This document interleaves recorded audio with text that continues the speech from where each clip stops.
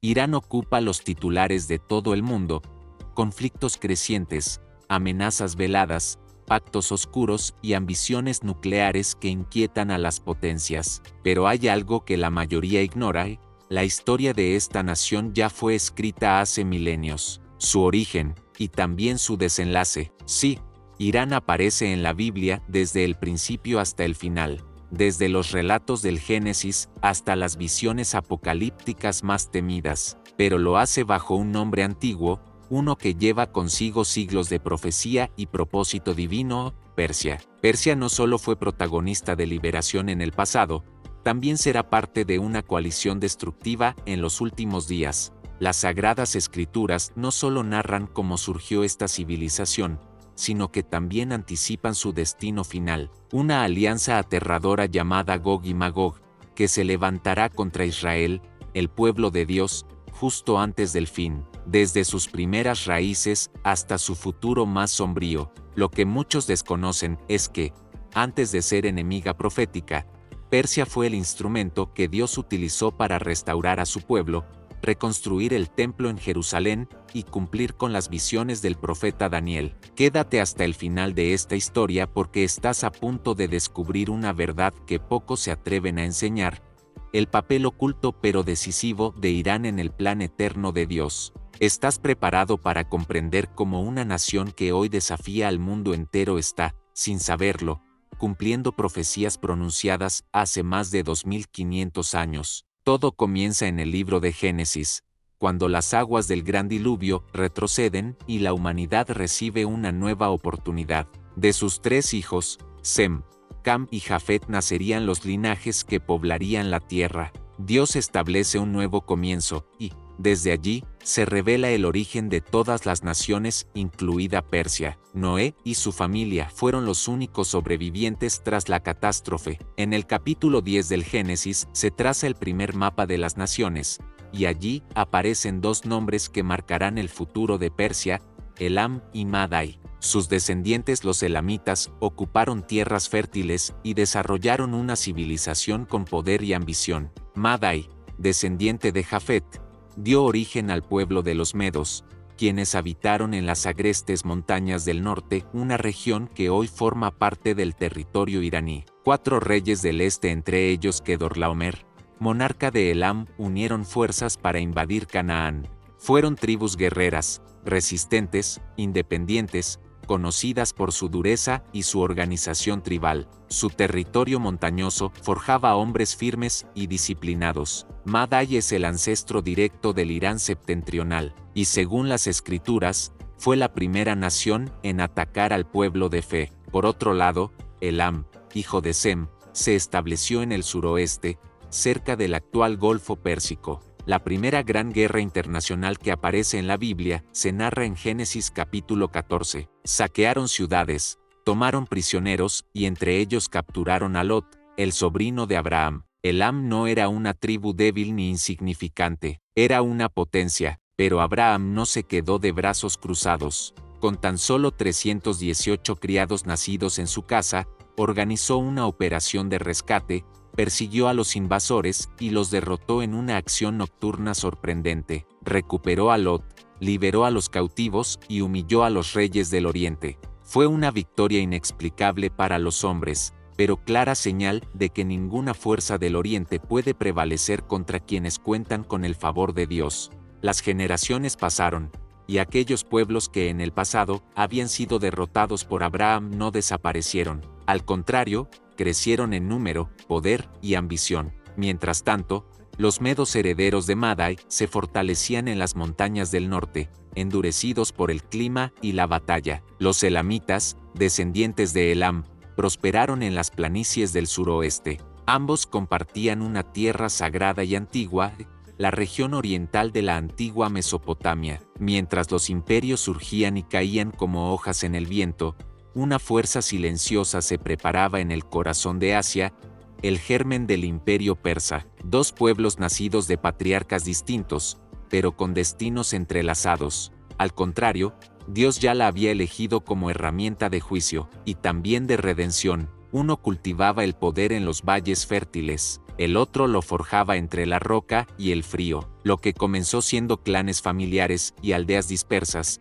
evolucionó en reinos poderosos y finalmente en una maquinaria imperial que dominaría el mundo antiguo. Y aunque Persia era una nación pagana, jamás estuvo fuera del radar divino. Jerusalén, profanado el templo y arrastrado al pueblo hebreo al exilio, el Dios de Israel no dejaría impune semejante acto. Los profetas Isaías y Jeremías fueron portadores de visiones que cambiarían la historia. Isaías, siglos antes, anunció que el Altísimo utilizaría a Elam y a Media como instrumentos para castigar a Babilonia, el imperio que había destruido, pero lo más sorprendente fue la segunda profecía: Dios no solo usaría a Persia para castigar, también la convertiría en un canal de liberación. Su nieto, Siahares, perfeccionó el arte de la guerra, reorganizó el ejército y convirtió esa coalición tribal en una potencia militar. Es el nombre exacto de un rey futuro, proclamado más de un siglo antes de su nacimiento. Dios estaba levantando a Persia desde sus cimientos para ejecutar su voluntad, juzgar a los soberbios y restaurar a los humillados. A través de la boca de Isaías, el Señor anunció que un rey pagano, nacido en tierra persa, sería su ungido para ordenar el retorno de su pueblo y reconstruir el templo destruido. Y no solo lo anunció, dio su nombre más de 150 años antes de que existiera. En un acto profético sin precedentes, Dios lo llamó mi ungido, Ciro. Esa declaración es una de las más precisas, específicas y audaces de toda la Biblia. No se trata de una vaga predicción. Ambas profecías se cumplieron con exactitud aterradora. En el siglo VI a.C., un rey medo llamado Deyoses logró unificar varias tribus y fundar la primera capital imperial en suelo iraní, Ecbatana. Su objetivo: destruir Nínive, la capital del imperio asirio, enemigo jurado de Israel. La profecía comenzaba a tomar forma, pero mientras Persia crecía silenciosamente, Dios ya había revelado su destino final a un joven cautivo en Babilonia. Su nombre, Daniel. Daniel era apenas un adolescente cuando fue arrancado de su hogar en Jerusalén y llevado como prisionero a la corte de Babilonia, el imperio más poderoso de su tiempo. Las murallas de la ciudad santa habían sido reducidas a escombros, el templo profanado, y miles de hebreos marchaban cabizbajos hacia tierras extranjeras. Lo que para muchos fue el fin, para Dios era apenas el inicio de una revelación que atravesaría los siglos. En medio del esplendor corrupto del palacio babilónico, Daniel se mantuvo firme en su fe. No se contaminó con la comida del rey, ni con las costumbres de la corte. Su fidelidad fue tal, que el Altísimo le confió un don único: la capacidad de interpretar sueños y visiones que no solo hablaban de su tiempo, sino del curso completo de la historia de la humanidad. Mientras servía bajo el reinado de Nabucodonosor, el monarca fue perturbado por un sueño que ningún sabio del imperio pudo interpretar. Una estatua colosal, imponente y terrorífica, se alzaba ante sus ojos.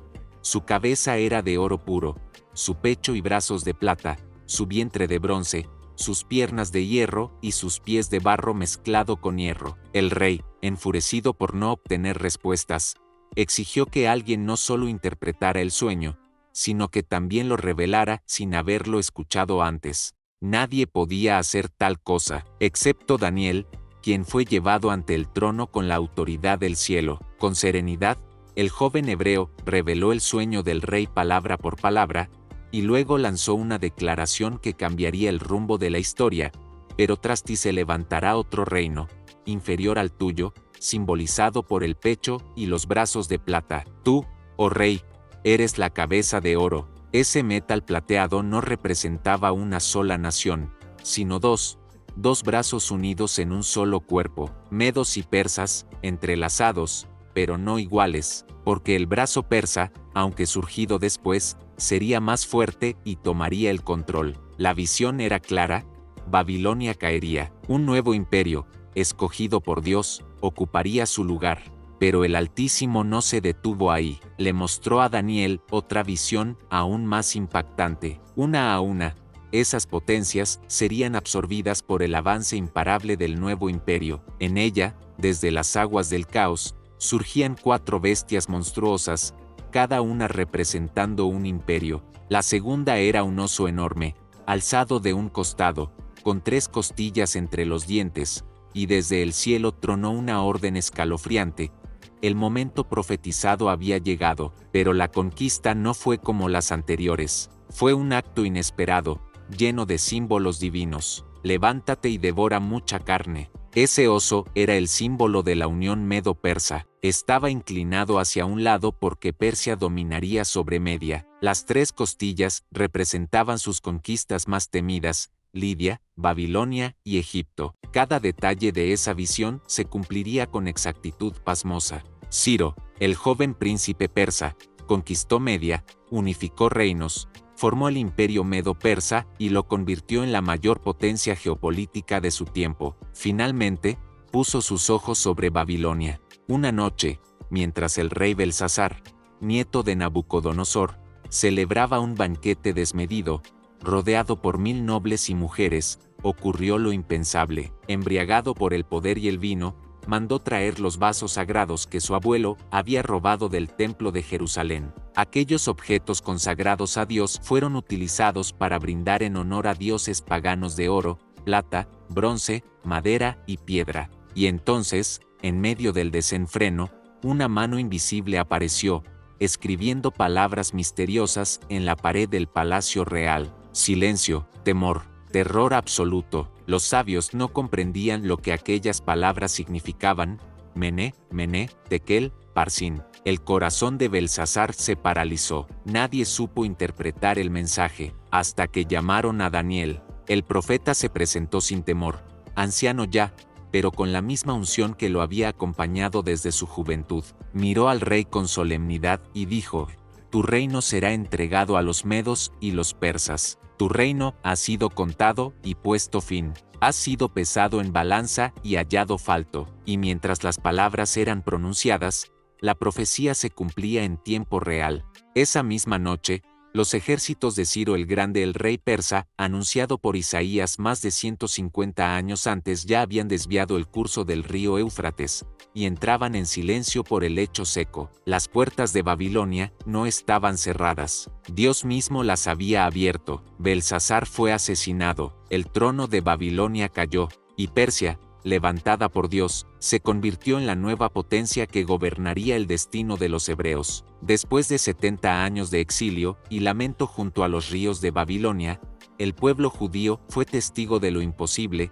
Un rey extranjero, pagano, decretaba su regreso a Jerusalén. Envió a los líderes del pueblo con respaldo legal y recursos abundantes. Pero eso no fue todo. Ciro financió la reconstrucción del templo. Ellos serían los primeros en colocar los nuevos cimientos del lugar donde habitaría el nombre de Dios. Entre ellos iban Zorobabel, descendiente directo de David, y Josué, el sumo sacerdote. Así, Persia se convirtió en la única nación que no solo no destruyó a Israel, sino que lo restauró, exactamente como había sido profetizado por Isaías. Después de las visiones de Daniel y el cumplimiento asombroso de las profecías, Persia no solo se consolidó como un imperio colosal, sino también como una herramienta celestial. El tiempo avanzó, pero el favor de Dios no se apartó. Bajo el reinado de Asuero, también conocido como Jerjes, el trono del imperio más vasto de la tierra, fue establecido en una ciudad majestuosa, Susa, el corazón del antiguo Elam, territorio que hoy forma parte del suroeste del Irán moderno. Fue allí, en los salones de mármol y oro de Susa, donde ocurrió uno de los milagros más inesperados y emocionantes de toda la historia bíblica. El destino del pueblo hebreo sería cambiado por una sola mujer. El rey Asuero celebró una serie de banquetes que duraron más de 6 meses. Luego, en un gesto de extravagancia y orgullo, ofreció un último banquete de 7 días para todos los habitantes de la ciudad. En medio del festejo, ordenó que su esposa, la reina Vasti, fuera presentada ante los invitados para exhibir su belleza, pero Vasti, valiente y digna, se negó a obedecer. Sus consejeros le sugirieron buscar una nueva reina entre las doncellas más hermosas del imperio. El rey, humillado ante su corte, decidió desterrarla. Aquella decisión, aparentemente banal, abriría las puertas para el cumplimiento de otra parte del plan divino. Entre las jóvenes vírgenes seleccionadas para ser preparadas y presentadas al rey, se encontraba una huérfana hebrea llamada Hadasa, aunque en el palacio nadie la conocía por ese nombre. Criada en secreto por su primo Mardoqueo, recibió un nombre persa para proteger su identidad de Esther. Nadie sabía que era judía, nadie imaginaba que Dios la había colocado allí, en medio de los perfumes y la intriga de la corte, para salvar a su pueblo de una catástrofe. Asuero se enamoró de Esther.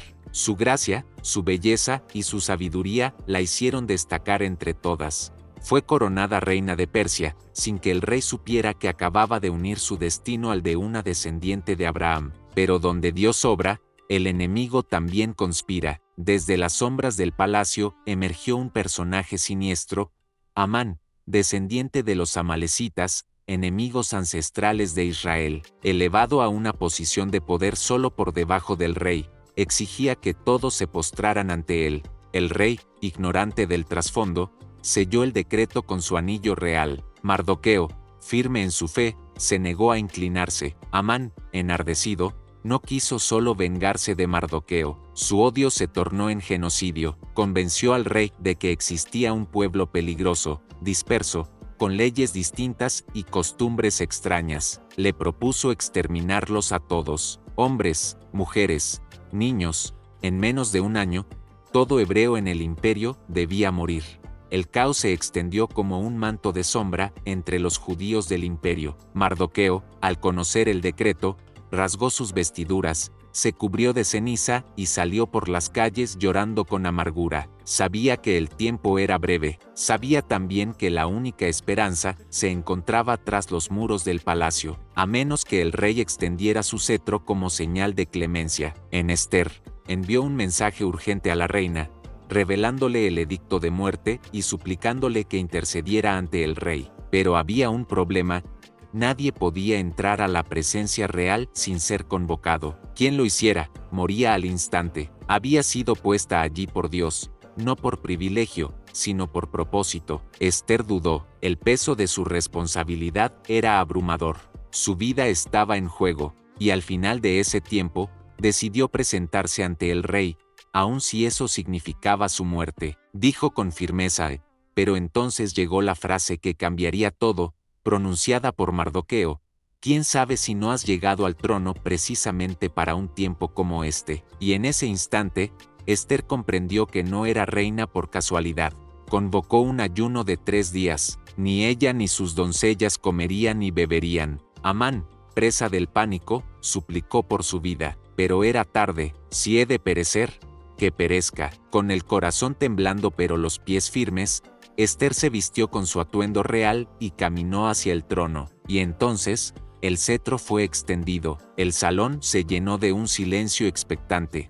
Dios le había dado gracia ante los ojos del rey. No solo fue recibida, sino que pudo trazar un plan hábil y estratégico para desenmascarar la maldad de Amán. Organizó banquetes, tejió silencios, colocó cada palabra como una pieza de ajedrez, y en el momento justo, reveló su identidad al rey y expuso el complot que amenazaba a su pueblo. La sorpresa fue absoluta. El rey, consternado, salió a meditar. El mismo madero que había preparado para ejecutar a Mardoqueo fue usado para colgar a Amán. El edicto de muerte no podía ser revocado, pero Esther y Mardoqueo redactaron un nuevo decreto que permitía a los judíos defenderse. Y cuando llegó el día señalado, el pueblo de Dios no solo sobrevivió, venció. Ese evento fue tan impactante que se estableció una nueva festividad, Purim, en memoria de la salvación inesperada, obrada por Dios, a través de una reina hebrea escondida en un palacio persa.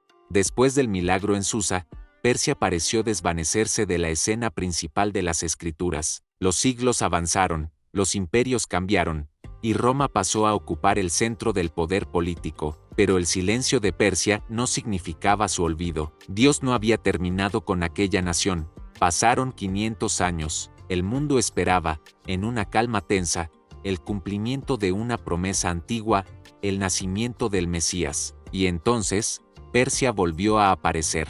En la primera página del Nuevo Testamento, en el Evangelio de Mateo, Leemos un pasaje recitado incontables veces, pero raramente comprendido en su profundidad. Unos magos llegaron del oriente a Jerusalén, diciendo: ¿Dónde está el rey de los judíos que ha nacido? Porque vimos su estrella en el oriente, y venimos a adorarlo. ¿Quiénes eran estos magos, y por qué harían un viaje tan largo, cruzando desiertos y montañas, guiados solo por una estrella? La palabra griega utilizada, magoi, se refiere a sabios, astrólogos y sacerdotes del oriente, probablemente de la casta religiosa de la antigua Persia. No eran reyes, como suele representarse en la tradición, sino hombres de ciencia, autoridad y profunda espiritualidad. Su conocimiento de los cielos iba acompañado de un legado milenario, el estudio de antiguos escritos y profecías. Sus visiones, sus cálculos y sus profecías habrían sido conservados en los archivos reales. Y aquí surge una conexión extraordinaria. Es altamente probable que aquellos magos persas tuvieran en sus manos los escritos del profeta Daniel. Recordémosse, Daniel había vivido y servido en las cortes de Babilonia y de Persia. En el capítulo 9 del libro de Daniel, se encuentra una profecía matemática que anuncia el tiempo exacto de la llegada del Mesías, desde la salida de la orden para restaurar y edificar Jerusalén hasta el Mesías príncipe. Habrá 7 semanas y 62 semanas. Si aquellos sabios conocían esta profecía, y todo indica que si entonces sabían que el tiempo del Redentor se estaba cumpliendo, y cuando observaron aquella estrella inusual en el firmamento, entendieron que el rey prometido había nacido. Por eso, emprendieron el viaje, porque Persia no solo había sido instrumento de juicio, no solo de restauración, también fue la primera nación extranjera en reconocer y adorar al Mesías recién nacido. Pero la historia de Persia en la Biblia no termina en Belén. Si bien esta nación fue instrumento de liberación y adoración, también está profetizado que desempeñará un papel sombrío en el desenlace final de la historia humana. Dios no solo reveló el origen de Persia, también anunció su destino final. El profeta Ezequiel, en uno de los pasajes más temidos del Antiguo Testamento, describió una coalición de naciones que en los días postreros se levantarán contra Israel. Esta visión, contenida en los capítulos 38 y 39, es conocida como la guerra de Gog y Magog. Dios habla directamente al profeta y le ordena: Hijo de hombre, pon tu rostro contra Gog, en tierra de Magog, príncipe de Ros, Mesec y Tubal, y profetiza contra él. Luego, una lista de naciones es mencionada como aliadas de Gog en este asalto final, y entre los primeros nombres aparece Persia, sí, el antiguo Irán. Junto a Persia aparecen nombres que, según muchos estudiosos, representan regiones del norte y noreste del mundo actual, posiblemente Etiopía o Sudán, Fut relacionado con el norte de África, tal vez Libia, Gomer y Togarma ligadas a áreas próximas a Turquía y el Cáucaso, con el objetivo de destruirlo. Dice el texto: esta coalición formará una fuerza internacional que descenderá como tormenta sobre Israel, subirás como tempestad, como nublado para cubrir la tierra, tú y todas tus tropas, y muchos pueblos contigo, pero no prevalecerán, porque este ataque final provocará una reacción inmediata del cielo. Dios mismo intervendrá, se desatarán terremotos que sacudirán los cimientos de las naciones. Habrá fuego desde el cielo, las tropas caerán en confusión, el juicio divino será implacable, y entonces el Señor dirá: y seré engrandecido y santificado,